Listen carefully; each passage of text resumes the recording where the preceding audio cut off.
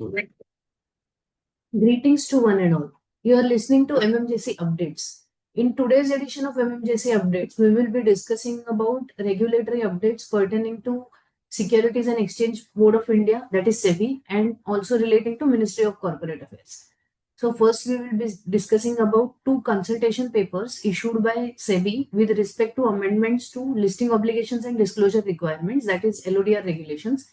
And secondly, we will be discussing about a notification issued by MCA, which will talk about jurisdiction of ROCs. So to begin with, and to guide, we will start with consultation papers. And to guide us on these consultation papers, we have with us CS Mr. Vallabh Joshi, Senior Manager from R&D team. Thank you, Rutuja. So we'll first start with the consultation papers. ROC SEBI has issued the consultation paper for Regulation 40 Sub-Regulation 1 and Regulation 39 Sub-Regulation 2 of LODR. The first consultation paper pertaining to this we'll see in detail. There are two proposals in this consultation paper. Proposal 1 is about relodgement of physical share transfers. So this dates back to 2019. July 1, 2019, SEBI mandated that post July 1, 2019, all shares transfers will be executed in demat form. Physical share transfers was totally banned by SEBI. So it so happened that on this day, somebody who had submitted for share transfers in physical form, that share transfer couldn't happen.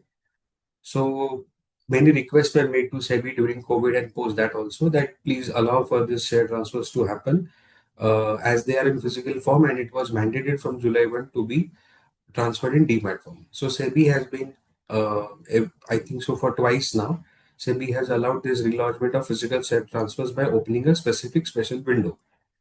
But it has so happened that this opening of specific window for certain period of time comes as a new thing for an investor who is not aware that there is something like this being done by SEBI. So it becomes difficult for that person to identify that share transfers which were submitted, to find out that certificate submitted to the company, and then ensure that it gets transferred in demat form or it follows the process. So to avoid this, now SEBI has proposed that they would add a provision to Regulation 40 and Regulation 39, as the case may be, and allowing this relodgement of physical share transfer as a provision in LODR. So what would be the benefit of this is that this would bring in certainty that yes, there is a provision in LODR which allows relodgement of physical share transfer, as against now when this window is to be opened by SEBI every time. So this provision in LODR will give a certainty. But certainly SEBI has clearly clarified that this window which we had been opening and this provision which we'll be adding will come with a sunset clause. Sunset clause, it will mean this provision will be there in LODR to give you certainty, but this will be there for a certain period of time. What period of time that SEBI has not clarified, it will get clarified once this amendment gets approved and notified.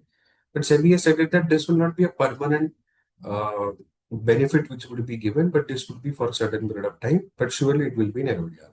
So benefit of this proposal, if it gets sailed through to SEBI board and gets effective, is that they would get certainty that till what date, if any physical share transfer is pending prior to July 1, 2019, to be executed by the listed entity or by the shareholder and then the listed entity, it will have to be done by a certain period of time.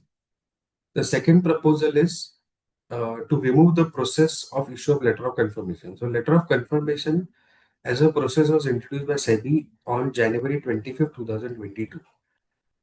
This process simply, if we want to explain, is that if a company wants to execute a duplicate share transfer or duplicate issue of certificates or transmission or consolidation or subdivision, then SEBI has said that you cannot issue certificates. What we will do is we will allow you to issue a letter of confirmation, because as physical share transfer was banned, any issue of physical certificates would not be allowed. So in order to replace that, SEBI issued this process. Under this process, company, once they get an application for duplicate share certificate or for transmission consolidation subdivision, they would issue a LOC. LOC would be valid for a certain period of time, and that Within that time, that investor would have to deposit that LOC with the NSDL or CDSL where he has demat account, and then the company will give the credit to that demat account. Now, SEBI is proposing that instead of LOC being issued and that shares being kept in abeyance for a certain period till that LOC goes to the uh, NSDL or CDSL where the demat account is, we will ask the depositories to deploy a process where once such request has been issued for duplicate transmission, consultation, subdivision, they would directly give a credit to the NSDL or CDSL demat account. So instead of issuing an LOC, that time period would be cut and direct credit will be given to the demat account. So the last date for submitting comments on both this consultation paper is November 7, 2025. The second consultation paper which SEBI has issued is with respect to non-convertible securities, and this pertains to Regulation 61A of LODR. 61A of LODR states that if any company has any unclaimed interest on non-convertible securities, it should be transferred to IEPF or IPEF after 7 years from the time it becomes payable. We have a corresponding provision in Companies Act under Section 125 subsection 2 which says that unclaimed interest is to be transferred 7 years post maturity of the debentures. So carefully reading 61A subregulation 3 with 125 subsection 2 gives us a understanding that 7 years from the time it becomes payable is not in alignment with 7 years post maturity of the debentures. So LODR was stating that you transfer the interest 7 years post from the date on which it became payable, but Companies Act was stating that it should be transferred after the maturity of the debentures. So now SEBI has proposed that they will align the languages of 61A subregulation 3 with the language of section 125 subsection 2. So basically what 125 subsection 2 says would come in regulation 61A subregulation 3, and accordingly unclaimed interest can be transferred. The last day for submitting comments on this consultation paper is November 14, 2025. Over to you, Rutuja, for regulatory updates of MCA. Thank you, sir, for such elaborate explanation. Now moving on to the updates by MCA. Ministry of Corporate Affairs has issued a notification through which it has notified some new ROCs for the state of Maharashtra, Uttar Pradesh, West Bengal, and Delhi. Actually, these states originally had ROCs. For example, Maharashtra had ROC Mumbai as well as ROC Pune.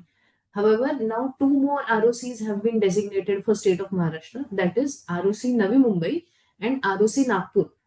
Also, with this designation of new ROCs, the jurisdiction of existing ROC Mumbai has been modified and some districts are shifted to ROC Navi Mumbai and some to ROC Nagpur. Same process has been adopted for other states. In Uttar Pradesh, ROC Kanpur existed and looked after whole state of Uttar Pradesh, whereas now new ROC Uttar Pradesh has been designated and some districts are transferred from ROC Kanpur to ROC Uttar Pradesh. In New Delhi, ROC Delhi already existed, but now it is ROC South Delhi and ROC Central Delhi has been created. In state of West Bengal, ROC Kolkata already existed. Now ROC West Bengal has been newly designated. Similarly, the same process is done for regional directors as well. There existed regional directors for the western region, northern region, and southern region already. However, three new RDs have been designated, stating RD Western Region 1 and Western Region 2, RD Northern Region 1 and Northern Region 2, and RD Southern Region 1 and Southern Region 2. Also, the jurisdiction of existing RDs has been modified. Further, for the first time, regional directors have been designated for limited liability partnerships under Limited Liability Partnership Act. All these new ROCs and RDs and their modified jurisdictions shall come into force from 1st January 2026. So that is it in this edition of MMJC Updates. Thank you for listening to us and we await your feedback.